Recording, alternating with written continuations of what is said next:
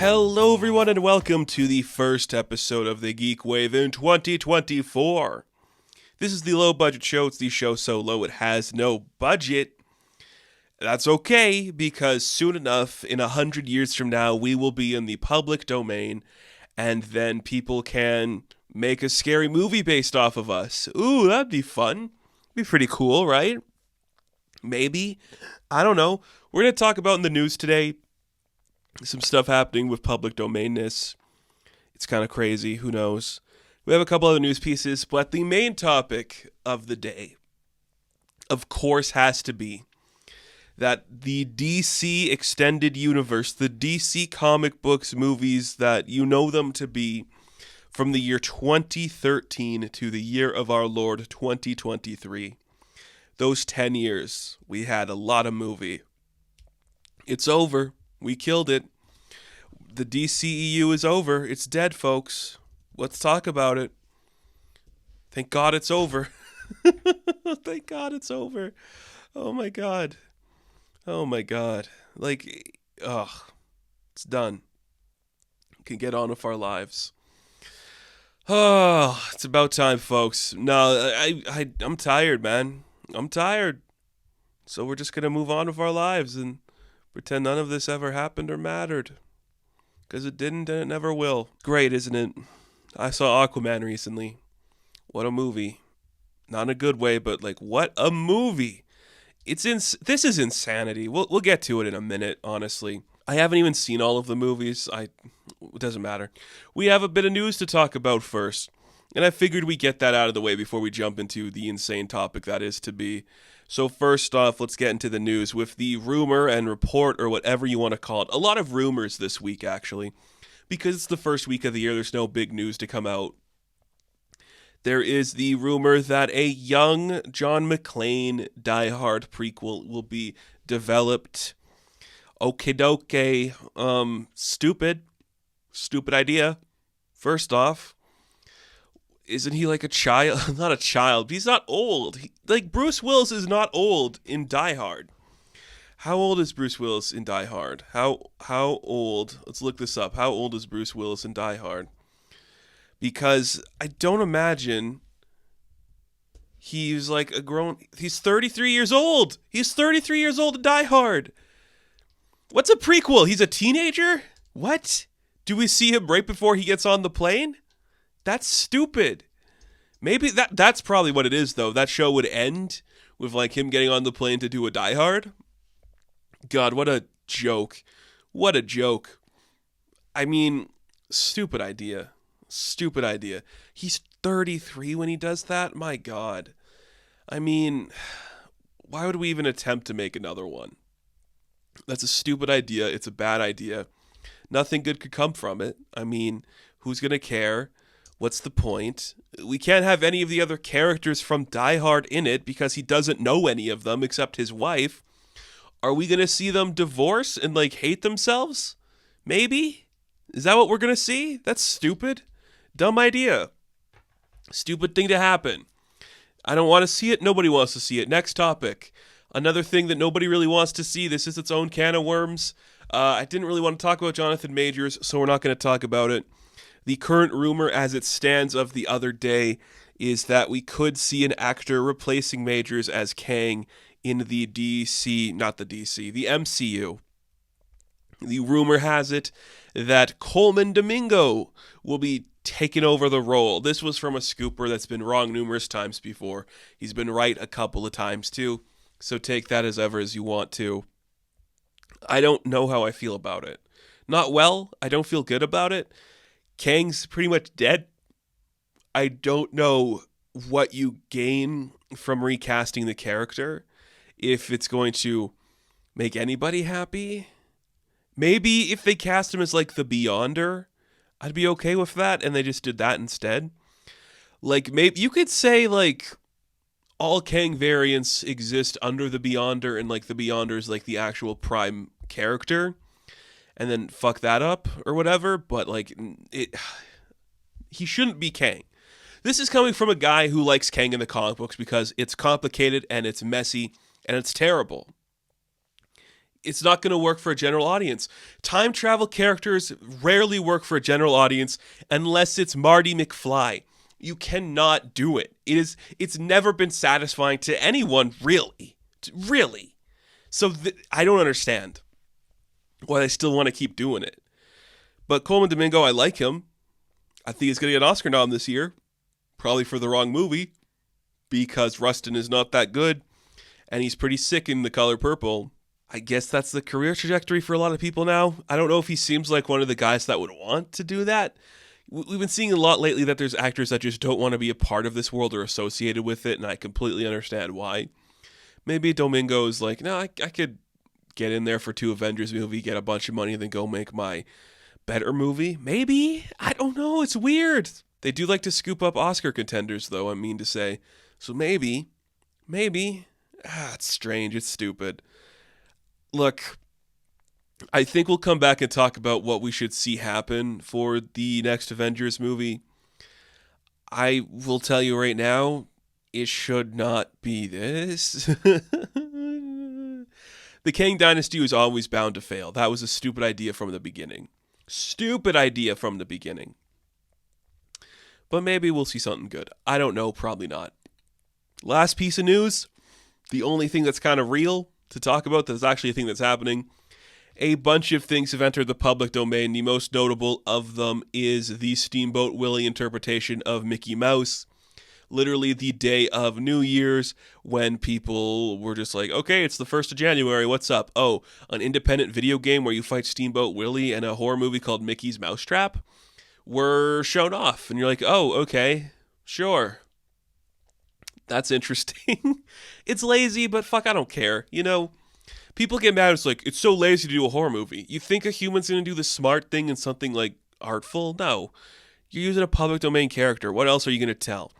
I think there's a bunch of cool ideas you could tell, but now we're not going to see them because we never had anything good.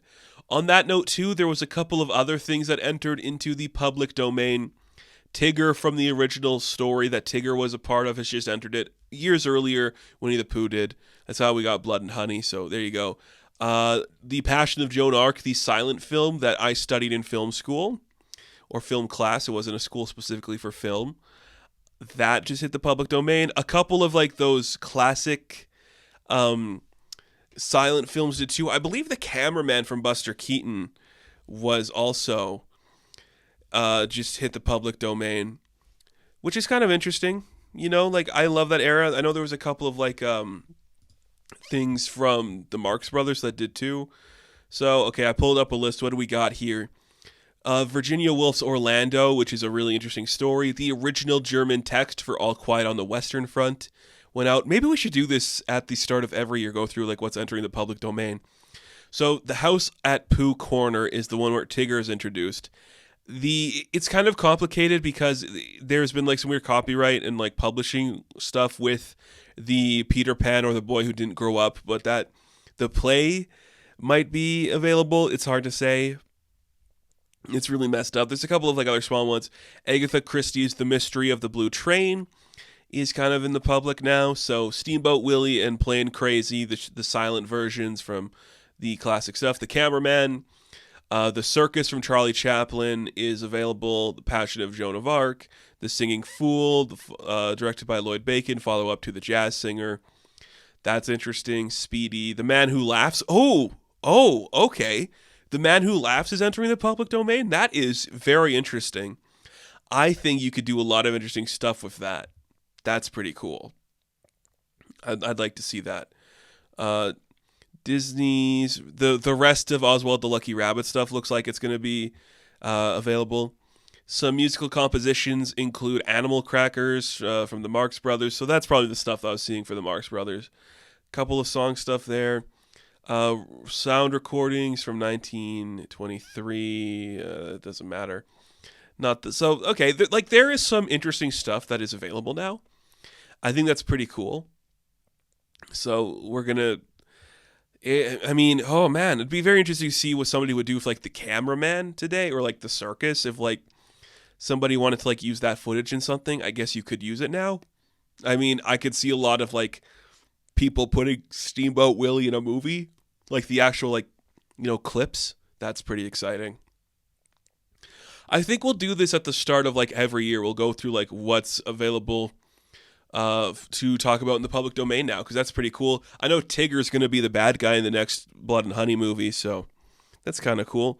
You waited just long enough to make that work. That's exciting. That's all the news we have. Stupid movies coming out called Mickey's Mousetrap, but whatever. We're going to take a quick break, and when we come back, the death of the DC Entertainment Extended, whatever the hell you want to call it, universe.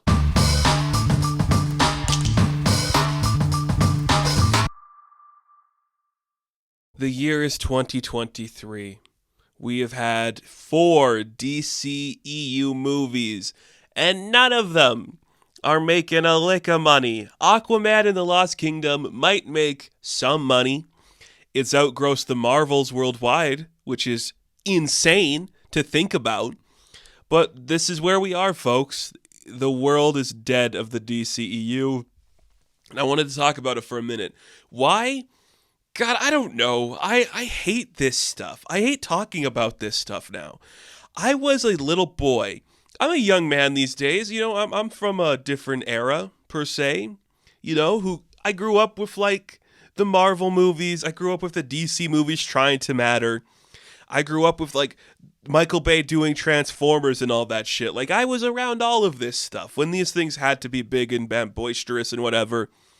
And the more I just fell in love with comic books, the more I fell in love with movies, the more like this genre just kind of like ate its own tail for me, where I'm like, you're not making me happy anymore. And I don't think I was like ever like a particularly happy kid when it came to these things. I thought the Arrowverse when it came out was exciting because I get to see Green Arrow every week and he's going to do a thing.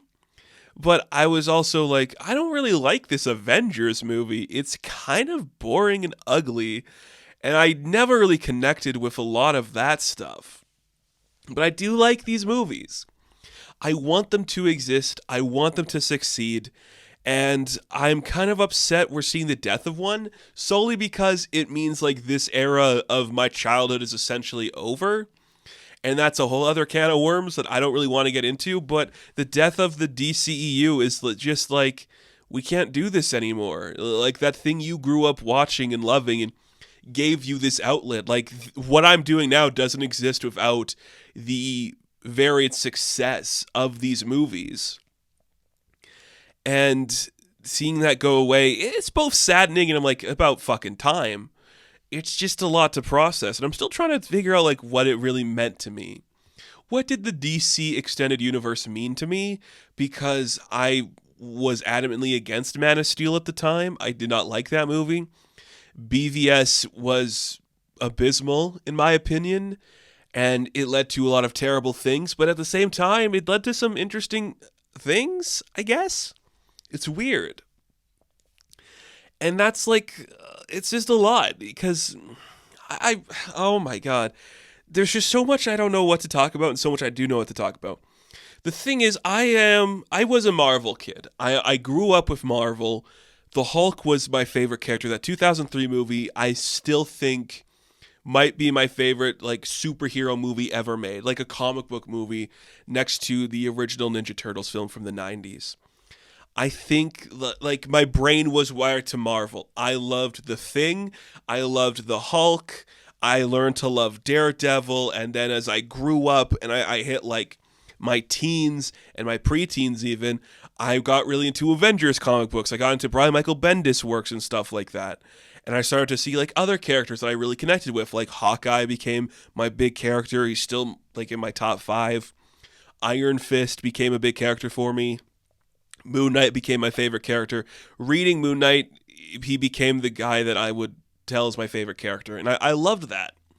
And then as I'm slowly like learning these things through like the Ang Lee Hulk movie and the Tim Story Fantastic Four, I see that we're starting to see a change because an Iron Man movie comes out and it's pretty good. And I'm like, this is kind of fun. I could watch this again. When we slowly start to build up that universe. And I'm right at the age where that's going to hit. Like, this is me as, like, a 10-year-old seeing this stuff, being like, okay, a personality that I had no idea was going to stay with me for the rest of my life is unlocked. what's going to happen next. Boom, a Captain America movie, boom, a Thor movie, boom, an Avengers movie. And they're like, okay, cool, this is good, this is fun, okay. And it starts building out from there. On the same note, you see DC is just like, well, we could do that too, because it hadn't been done before. Even the X-Men movies, which are like expansive ensemble pieces, weren't the same thing as what this was trying to do. This was setting up to an event movie. We're getting smaller movies setting up to an event movie. That was like television crossovers. That was like the season finale of a TV show. It was unheard of in this field before. And DC, they were there too. And I don't know, like it's a hard topic to like talk about when it comes to like Marvel versus DC. Now DC has Batman and they have Superman and they have Wonder Woman, and I don't care what anybody would say, those three characters have more cultural iconography than any single Marvel character. They're the most important comic book characters for our modern times. And without them, there really isn't anything at DC that stands out. But if you were to take like a child and ask them like, what would you rather play with, the Marvel universe or the DC universe? I think a lot of children are going to choose Marvel because they can pretend they're Spider-Man. They can pretend they're the Hulk, you know, even that they're Iron Man to some extent. And I think a lot of kids are going to be not put off by the DC universe, but they're going to be like, I don't know if I want to play here. It's very interesting. I read Marvel comics more than I read DC when I was a child. When I was young, even as like a preteen, I was all in on Marvel. I was reading Marvel books weekly. I was coming out just being like, okay, Captain America's doing something interesting this week. What's going on over here? I was engrossed in the Marvel universe. I knew about the DC universe. If I was that kid at school where if somebody had a question, they'd be like, what's going on over here? And I'm like, oh, well, that's this. I barely knew anything about DC. I didn't get into DC, and this was going to show my age a little bit. The DC books that were on shelves popping off when I was a young lad were the stuff from the New 52. So I was coming into DC at this very specific era when they didn't really want to hold on to their past. The first DC comic book I read fully through, and I fully like, okay, this is where I'm going to start in this universe, was the New 52 comic book of Aquaman. I came on to DC Comics in the New 52. I read Jeff Johns and Ivan Reis's Aquaman, and from there I started to read other New 52 books. And I was like, oh, this feels a little more modern than some of the stuff I'm reading at Marvel. And then I started to be like, okay, I guess I could see more from this universe. I grew up. I will admit fully, I didn't really get into expansive DC stuff until I was maybe 18, when I was like fully just, okay, it's time to really commit to this, you know, like what are we really going to do? And when I was 18, that was the era, to show my age, you could probably backtrack and figure this out, BVS. When that came out, because it was two parts for me. One, I was not tired of the Marvel stuff, but I was like, this is a lot happening right now, and it's kind of cool to see that. But I'm also a contrarian, and I'm in my nature. I don't like being the guy who's a part of the wave. I'd like to see the wave that's coming up and ride the geek wave, if you will. I like doing the next thing, seeing what could be next. Well, everyone's like, this is cool. I'm like, it is cool. And it's been cool for a while, but I'm really digging this next thing. Or like, I like the thing opposed to this that's a little bit different. So when Marvel is popping off and being popular, I'm kind of like, I'm not sure about this. This Deadpool movie isn't too good, that kind of stuff. So I'm slowly starting to venture into new territory. I'm reading older books at DC. The first DC comic book I ever owned was the original graphic novel like collection of Kingdom Come. Like my mother had that forever. She'd always refer it to me, and I'm like, that being my first DC book that I probably read is really insane. And I barely remember it when I was younger, but I could tell you like the Alex Ross art stuck with me. And then just being like, okay, I have that book. I have a wider conception of the DC universe. I've been watching things like Arrow and Flash and Legends and Supergirl. I suppose to fully get this world, I should read some more stuff. So I started to read more books. And the more I read DC, I noticed the differences between them and Marvel. And when I'm like this, growing fan of this genre and this medium, I started to truly appreciate things. None of it took me like a whole long time to figure out what was going on. It took me a minute to truly appreciate what DC did differently than Marvel and why I liked the two existing separately. If you are a casual comic book reader, I say this to people all the time, I think the Marvel universe will be more digestible for you, but you're going to have an easier time reading a DC book because they do just one-off stories well. Here's just a graphic novel collection of a specific Batman book or a specific Superman book or a specific Justice League book, where Marvel doesn't like to really like go back and release their old stuff. They have been doing a lot of more like epic collections lately, but DC's like, yeah, we're going to reprint this book forever. It's a book. This is like our Bible. This is like our Animal Farm. We're going to release this forever. That's what they do. But if you're looking at like a universe, you're like, okay, it's easier to, I think, dive into the Marvel stuff because you can relate to the characters a little bit easier. They don't represent like a bigger concept of themselves. It's not like I'm a living embodiment of the end of the universe and I control death itself. Like, that's DC stuff. It's a little more heady at times when we go that way. And that, I think, is why, like, Marvel striking first really worked.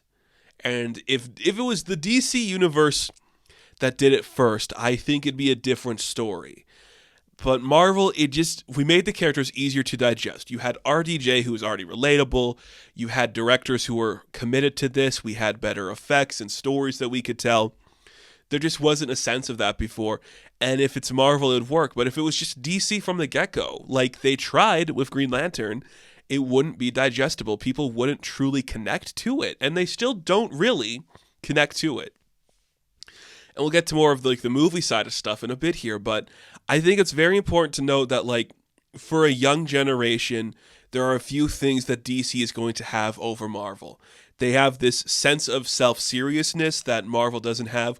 A lot of Marvel books at the time I was reading them had this sense of we're doing a joke and everything's kind of funny.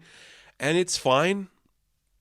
I liked it, but there was just like this tone of like, okay, these could be, like we could be doing something a little more intense right now, And DC was just growing up with like everything's dark and brooding, and the New 52 really amplified that. So that changed a lot of perceptions for people of what the DC universe was. This hard-edged thing that had this sharper story. But if you go back to old DC stories, they're goofy and silly and weird, and they have like these big concepts that are dumb. But their main character, Superman, is the embodiment of a hope for a better tomorrow. He's looking for you to feel better about the world, and he wants you to look at it and smile and not be afraid. He's going to guide you into the new world and show you like this is how good things could be. And I feel like Marvel's more like this is the things as they are. And that's really off-putting to a child, especially when you don't really know how to like deal with those concepts. Or like contextualize, what does that mean? What does truth, justice, and a better tomorrow mean? When you're like 15, you don't know. You're kind of edgy, but you're still like anxious and mad, and you just want to be different. And you're gonna be like, I don't fucking care about this stuff. None of this matters. It's hard to really get in on that. And that right there is like the first detriment to the DCEU, is that it's built on this shoddy foundation of like what the core message of its lead characters are. It's truly baffling to contextualize just what happened with the DC universe, because it should have been the perfect counterpoint, the perfect countermeasure, the perfect counter programming to the MCU, because that was successful. When the first Man of Steel comes out in 2013, we are done the first Avengers movie. Iron Man 3 and Thor the Dark World are out or around to be out. It's in that era. We're getting our first Superman movie that is supposedly, in air quotes, going to lead to this. This movie was always going to happen anyways. Their first actual big attempt of doing this was with the Green Lantern movie. Amanda Waller is in that movie. They were setting up Sinestro. They were setting up other stuff. The movie tanks. Nothing good comes from it. Zack Snyder is going to produce a Superman movie with Christopher Nolan. He eventually comes on to direct it. We cast Henry Cavill in like 2011, around the time Reynolds is doing Green Lantern. So we are going to do, no matter what happens, we're going to do a Man of Steel movie. We're going to do the Dark Knight stuff, but for Superman. And at the time, Snyder being attached to that is kind of interesting. He's a flashy filmmaker, but he has never really like made something that shows he fully gets the character. But I'll give him the benefit of the doubt. I'm still 15, 16 at this point in time, so I'm like, I don't have the widest grasp on Superman. He's not a character I've loved. My characters for that era for DC were Aquaman, we're Booster Gold, and we're Wonder Woman. Those are my characters for DC at that time. It took me a minute to truly get Superman. I would say I didn't fully respect and get Superman until I was in my 20s. Because it's not that I had like the classic veneer of like, he's overpowered and nobody can write a good story for him. I never thought that. I think there's more good Superman stories than there is any other character in the DC pantheon. It was just more like, the thing you're trying to say to me right now, I can't fully get, and I'm just too mad at myself and the world to truly appreciate this thing. Things fall apart in society, and maybe COVID has something to do with it. I don't think so. I was with Superman before COVID, but I think it was like the 1-2 punch of like, I don't like this Henry Cavill direction. I don't like what they did to the character in the Injustice stuff. And I started to read the Tomasi run, and I'm like, this is all showing me what I like and what I don't like. So that was like a huge combination to really get me like, okay, this is what Superman is to me. But this movie comes out, I'm excited for it because I'm like, you know what? I like Superman. That character is interesting. I do want to see what happens there. And when I watch the movie, the whole time I'm just like, why do we have like a gray filter on this? Even then, when I'm 15, I'm not a huge film buff. I'm taking films classes in high school, and I'm just like, there's something off about what we're doing here. I can't directly pinpoint what that is, but I do know this isn't my mental image of Superman. It doesn't look right. It feels different. It feels off. It's not working for me. And the larger world is like, it's just a bad, ugly movie. But people are like, this is the template to what Superman represents to an entire generation, to a world. And that scares me. I have a lot of issues with the DCEU. My problem is, and I said this kind of earlier, you built the foundation faulty. Zack Snyder does not understand Superman. I don't think Zack Snyder, even back then, can see the world as hopeful or optimistic or a sense of like things could be okay. I think he's too pessimistic in his filmmaking to really have that shine to it.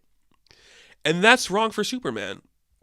This is not me saying James Gunn is going to nail it, because I don't know if he is. But Snyder, he couldn't do it. Snyder's view on Superman in those early days was what Frank Miller's became, except I think Frank Miller kind of has more admiration for Superman. Zack Snyder is a student of Frank Miller in terms of like, he read The Dark Knight Returns and said, this is what a comic book is. Okay, I don't need to read another comic book. He saw that and he decided that's it, which is insane. Frank Miller is an interesting character. We could talk about him in his own right, and I'm sure we will. But it's just so bizarre to me that Frank Miller became the foundation for the DCEU. Like, it became, we're doing that. It's very bizarre. So Snyder does not get the character in the first movie. Later, it is revealed that the sequel is going to be Batman v Superman. They initially are thinking it could be 2 parts to set up the characters fighting and then having them work together, which is stupid. But at the end of the day, we get one movie with them. Batman v Superman, Dawn of Justice. And the world is forever changed since then. 2 things, like, changed the direction of the world in 2016. Donald Trump is elected president. Sorry, I have to say it. and Zack Snyder releases Batman vs. Superman: Dawn of Justice, in which the first time we see Batman in this new cinematic universe, he is old, he's doing a Dark Knight Returns riff, and he's supposedly killing people.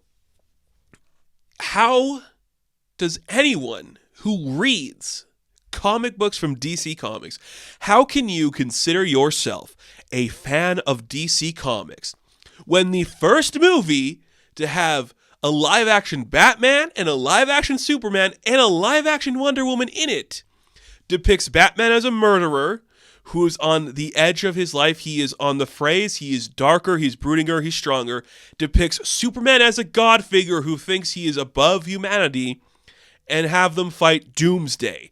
In their first movie, those things happen. You cannot tell me you are a fan of DC Comics and the DC Comics character if those things happen in the first movie with those characters, because you clearly don't like them. You like to be edgy. You are dark and brooding and mysterious. Get fucked. I don't care what you think about this movie. It fundamentally, on a fundamental basis, does not understand how these characters behave. It is not showing you them in an appropriate setting for their storied history, their decades-long history. They're like 80-year history. You are not seeing that on screen. You are not getting that. This movie is just set up with long extended shots of what if the world saw Superman as a god. He would hate that. Superman does not see himself as a god. He should not be perceived as a god. Batman hating him, I can see that happening in a first movie. But for a guy who's like in his 40s and has been doing this for a long time, it doesn't make sense. And from there, the problems start to arise. It is my least favorite of the DC Extended Universe movies. And that is a huge statement to make. Because this is where everything goes wrong. From this moment forward, we have bad choices in directors, bad choices in fan engagement, bad casting, bad decisions all around. I don't think Cavill's bad as Superman. He's given piss poor material every time. Ben Affleck could have done it when he was Daredevil, when he was young and hot. He could do an older Batman if we had the time to see him be the older Batman. Gal Gadot, she's very pretty, and she can't act that well. But she did make one pretty good movie, and one that I like more than other people. But we're building this on a shoddy foundation that is so piss poor. We do the death of Superman and the Doomsday stuff in the second movie. What are you talking about? The craziest part about all of this is that we've never actually had a Batman movie proper in this universe. Isn't that insane to think about? That is insane to think about. So this movie comes out. Immediately after its release, the director and people are like, here's some deleted clips we didn't show you. Like Steppenwolf using the mother boxes. Who gives a shit? Why are you showing me this? And then an Ultimate Edition comes out, and suddenly, the world's better for it. It's utterly insane. And the same year that comes out, we get the first movie in the extended pantheon, which is the original Suicide Squad. Starring Margot Robbie, inspired casting, Will Smith as Deadshot, who cares, Jared Leto as the Joker, and it becomes a piece of trash that is inconsequential to the world at large. One of the worst things ever put to screen. It is abysmal and gross, and in 2016, the joke becomes the DC movies are terrible, they're edgy for no reason, and they've never done anything good. And that is true for the most part. And then the extended Snyder cuts released for BVS. Will David Ayer get his extended Suicide Squad cut? It's 7 years later, and this motherfucker is still saying it's coming. Learn to take the L, you piece of shit. Do it, man. Grow up. You made a bad movie, and you edited it poorly with terrible music. You did something bad. Accept that it was bad, and let's move on with our lives. So those are the first 3 DCEU movies. Compare that to the first 3 Marvel movies. Iron Man, which is a strong opener, Iron Man 2, and if we ignore the Incredible Hulk, it's Thor. Different in tone, sets up a character in 2 movies before he meets anybody else, and gives us a completely new character in there as well. You throw in the Incredible Hulk, a movie I like more than others, it's quietly okay. And that is 2016, when we get 2 of those. So you have directors clamoring they didn't get to make their full vision in the second movie you release. So right there, you have bad casting, you have terrible standards for what your movie is supposed to be. Superman's a god and he dies for us like Jesus. No, please, no, okay? And then, in 2017, we get the release of Wonder Woman, which is arguably one of the only good movies that they have released. It's a strong film. I like it a lot. Chris Pine was great casting. David Thewlis was great casting. It's a cool movie that is an updated modern story for Wonder Woman set in World War I. That is really impressive. That is really interesting. It looked visually stunning. It had actual budget behind it. It was impressive. And Patty Jenkins had a vision for this character, and Gal Gadot was able to pull it off more authentically in that movie than she did in any other movie subsequently, which is kind of cool. So we have an actual good Wonder Woman movie. 2017, 6 years ago, we get the first Wonder Woman movie. How many times before that did we have Batman? Did we have Superman? Did we have Spider-Man? But one Wonder Woman movie. One actress has played Wonder Woman in a live-action movie, folks. And it's not Linda Carter, who is better than Gal Gadot at every single aspect of this. Crazy. And then the next movie, the same year as Wonder Woman, is the movie that breaks Hollywood forever and is the reason Warner Brothers is bought out by Discovery. It just is. We get Justice League, directed by Zack Snyder, but not actually. Who knows? It's Joss Whedon. They reshoot it. We've talked about it endlessly. It is the worst thing to ever happen in the history of movies for this genre, because it gave fans too much power and then bots took it over as the world fell apart. And it literally bullied a studio into thinking people gave a shit about something they don't care about. It was a bad movie, and you have fundamentally bad casting for a lot of the characters. I don't like Henry Cavill in the role. I am indifferent to Gal Gadot at this point. Ben Affleck has not appeared since his other movie. Jason Momoa, I understand why you cast him for Aquaman. At that point, Aquaman is still a joke. If we want to do something differently, make him edgy and hardcore. Makes sense. Ray Fisher as Cyborg should have been Martian Manhunter. And Ezra Miller opens up another can of worms because they are not playing Barry Allen. They are playing a choice for Barry Allen, which is stupid. And I don't want to get into it. The original theatrical release of Justice League, I saw 3 times in theaters. I was that guy. I gave them more money than probably anybody else alive. What a dumb, stupid movie. And it breaks and it doesn't do good. It barely makes $700 million, if it even makes that. It does so shoddy and poor. Snyder steps off the project. They put hundreds of millions into reshoots and a bunch of bullshit. Henry Cavill can't shave his mustache. Nobody's having a good time. It's a short, ugly movie. Ruins Hollywood. I move on with my life, as do many other people. But some people can't. Why would they? Why should they? They were robbed of something truly original and brilliant. God forbid. 2018, we get one movie, and it's Aquaman. And it's pretty good. It is James Wan telling you he can understand Aquaman maybe better than anybody. He's like, this is hijinks in the ocean. It's fun, it's silly, it's colorful. We're looking at an old school comic book. And it's good. And it's the highest grossing one of any of these, which is fucking insane. It's insanity that's the highest grossing one. The Aquaman movie. It's not the Batman, Superman, whatever. It's not Wonder Woman. It's not Justice League. It's Aquaman. What the hell? And then the following year, we get Shazam, which is quieter, it's more fun. It's another actor who's been problematic lately, which does become the big thing for all of this. You know, we have a bunch of actors doing bad stuff, saying stupid things. But it's a cute little movie. It's fun. I enjoyed it so much. It was my favorite comic book movie to come out in 2019. It trounced everything that the Avengers had done. I'm sorry, I did not like Endgame. I like Shazam tenfold over Endgame.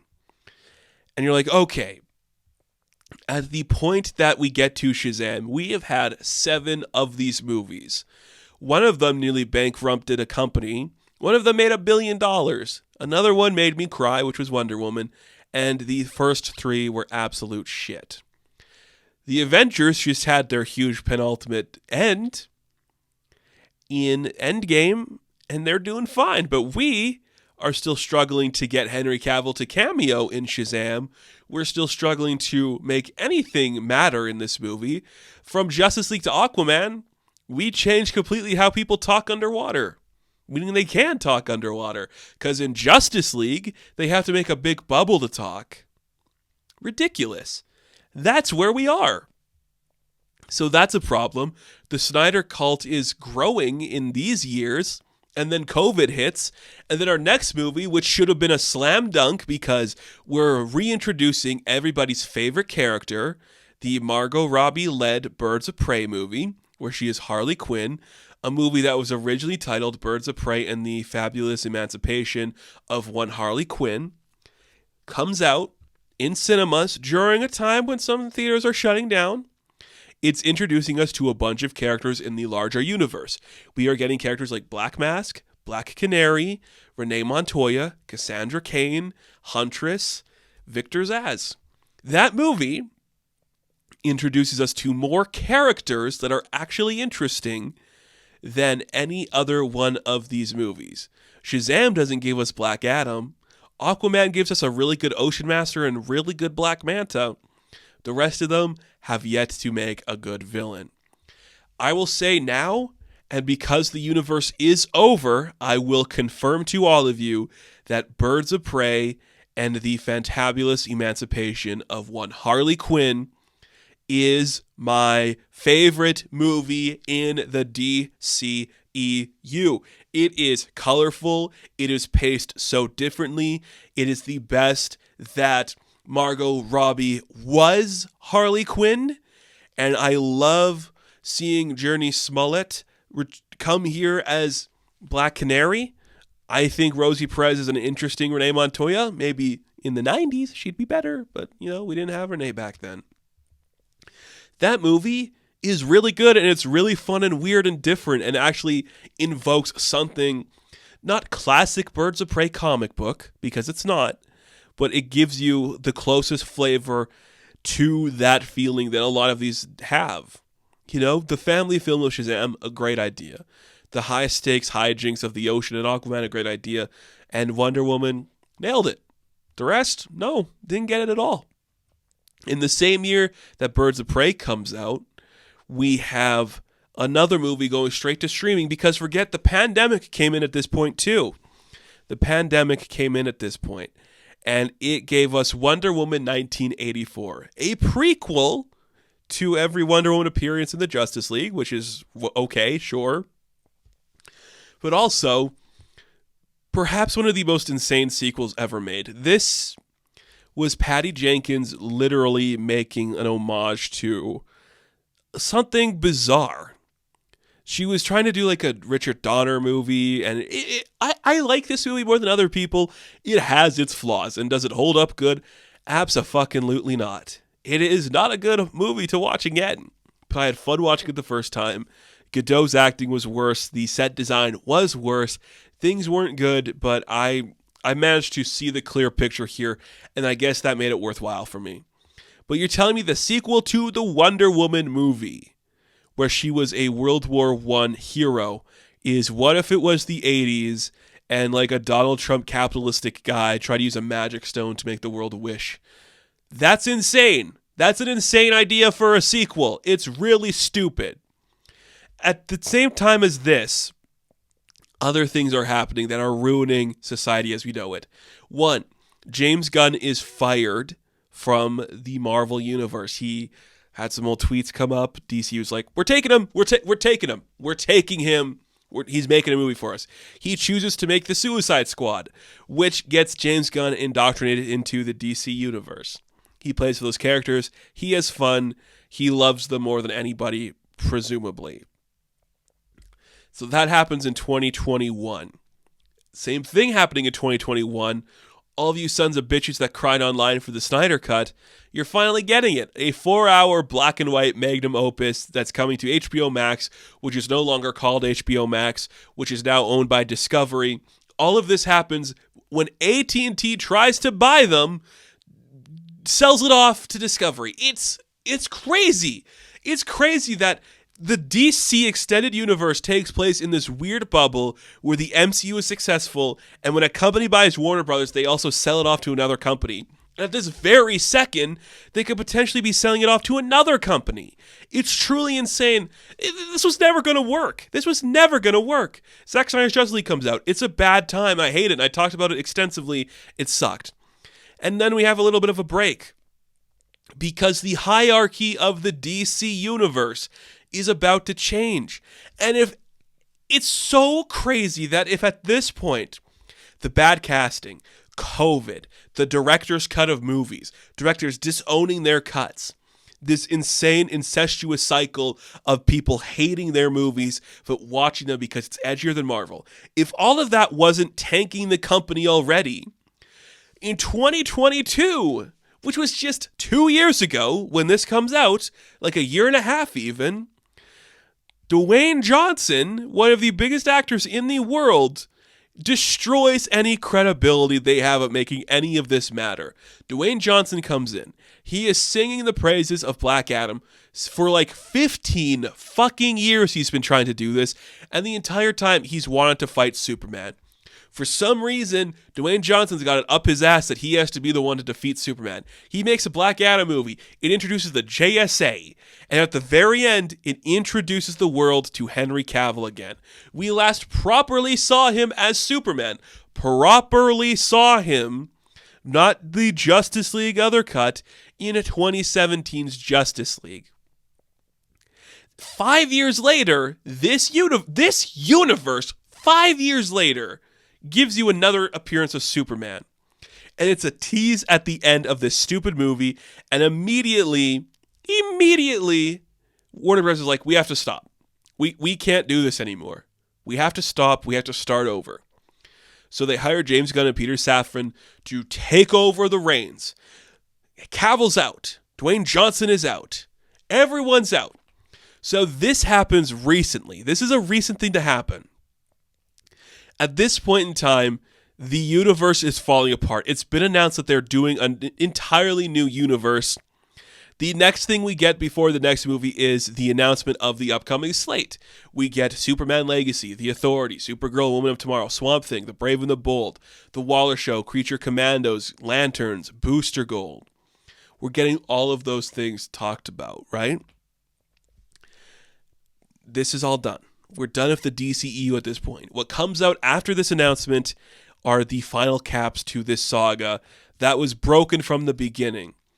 The last proper appearance of Batman and Superman was in 2017. And then for some reason, we have 2 movies come out this year that feature a cameo of Gal Gadot. One of them features Ben Affleck. One of them shot another cameo for Ben Affleck that came out this year as well. And then a movie that is straight for streaming. At this point, too, let it be known that the Batgirl movie has been tossed out by Warner Brothers. They filmed and shot an entire Batgirl movie. It would tie into everything happening in their multiversal stuff for the Flash movie because it is now 2023 and Marvel has done all the Endgame stuff they can. We now have to jumpstart our multiverse. If we can get old faces back before they get old faces back, that'd be nice. But it's 2021 and they already did No Way Home. So it's mute. There's nothing left to do. It's over for you. It's crazy. that they're playing catch up for this long. Shazam! Fury of the Gods comes out. It is boring and stupid, and Levi has a bitch fit online. The Flash, I haven't seen. I'm not giving Ezra Miller the benefit of the doubt on that, and I'm not giving Andy Muschietti the benefit of the doubt on that. I'm not interested. Blue Beetle, pretty good standalone movie. And I know James going to say, yeah, we're going to have him in. Don't even think about it. You have to clean slate this. And the latest one to come out just weeks ago, the final chapter to the DCEU is Aquaman and the Lost Kingdom, where the final shot of the movie is Patrick Wilson, the man who should have been Aquaman, and Jason Momoa should have been Lobo, sits down, eats a cheeseburger, and puts a cockroach in it. The final shot of this universe is that. And you know what? I can't think of something more fitting. Just taking something that's already okay and making it slightly worse with a stupid cockroach. That is this universe. That is 10 years. That is like 15 movies. A TV show called Peacemaker. That's fine. I don't even want to talk about it. What the fuck was this? This is this. What everything I just said is the first time the DC universe of characters have been together in live action. Man of Steel, Batman v Superman, Suicide Squad, Wonder Woman, Justice League, Aquaman, Shazam, Birds of Prey, Wonder Woman 1984, The Snyder Cut, The Suicide Squad, Black Adam, Shazam, Fury of the Gods, The Flash, Blue Beetle, Aquaman, and The Lost Kingdom. That's insane.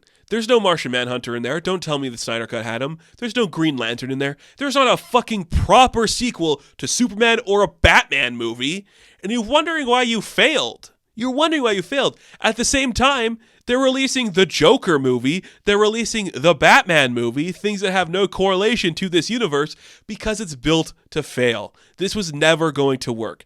You started with something that was not Superman in an era where Edge was not what people wanted to see, where the counter-programming could have been dark and brooding, but you went about that dark and brooding in the wrong way. And from there, you made so many bad decisions of casting. You destroyed your reputation by giving in to the fans for the Snyder Cut. You hired the guy that made Marvel Special, and you had to let Dwayne Johnson have his glorified project. You thought that would save you. It ruined you. It ruined Dwayne Johnson, honestly. Like, he can't recover. He has to go make an A24 movie. He's got to struggle for a minute to really get any footing back. So, it's dead. 10 years, and this is what we have to show for it. What were the highlights of this? Birds of Prey is the only movie I say is perfect. My top 5 of these movies would go Birds of Prey, Wonder Woman, Blue Beetle, Aquaman, and then Shazam. I hate all of them, though. I hate everything about this. We can't do it again. See, the thing I have issues with, and I take issues with... Actually, I want to talk about this first before we get to that. We also kind of reached another era where, like, the talent on screen started to produce and do story credits, because you see Gal Gadot was kind of working on stuff for her movie, and Jason Momoa worked on stuff for this movie. Dwayne Johnson worked on stuff for his movie. It was all kind of bad. It was all terrible, actually. It doesn't matter, though. The thing is, you have to truly reset. And we need probably more than a year to reset that. But we'll never actually have that again because the culture moves so fast. Actually having a year is okay, I suppose. Like, it could be worse. It could be like this year we have one. But to actually reset it, we need more time. Well, I want to say this too because I think it's very important, and I know James Gunn is smart, but you should not bring Viola Davis back. You have to completely do a blank slate. You can't bring John Cena back. You have to do a complete blank slate. We can't have any of these characters show up. We can't have any of these actors show up. It's not healthy. It gives you false hope. It's a bad idea. It's not working. It's insane that this was the multi-billion-dollar property. The Arrowverse got to Crisis on Infinite Earths first. The animated movies in the Tomorrowverse are going to get to Crisis on Infinite Earths before them. The Lego games did it first as well. You have one crossover event. It's a Justice League movie that was your 5th movie before you did an Aquaman or a Flash movie. They were in that. We never got Cyborg again. It's an utter joke, an utter catastrophe. And it was a failure. This was always going to fail. From the very beginning of basing it on the Man of Steel universe, you had nothing in the same coherency. You didn't have people working together telling you this is the setting, this is how it works. Say what you will about the Marvel universe, but they have somebody that's like, actually, this is how New York looks at this moment. That's not happening at the DCEU offices, because Dwayne Johnson just showed up, whipped his dick out and said, look at all these Black Adam action figures. I'm going to play with them, and you can all fuck yourselves. It's crazy. They needed somebody to spearhead this. They finally got it. It is now James Gunn and Peter Safran, and they're not playing in this toy box, bitch. No way. Why would they want to? You have actors who are acting like assholes, actors who have said some very bad things about current state of the worlds, and they're all old. They're all old. You have to cast younger.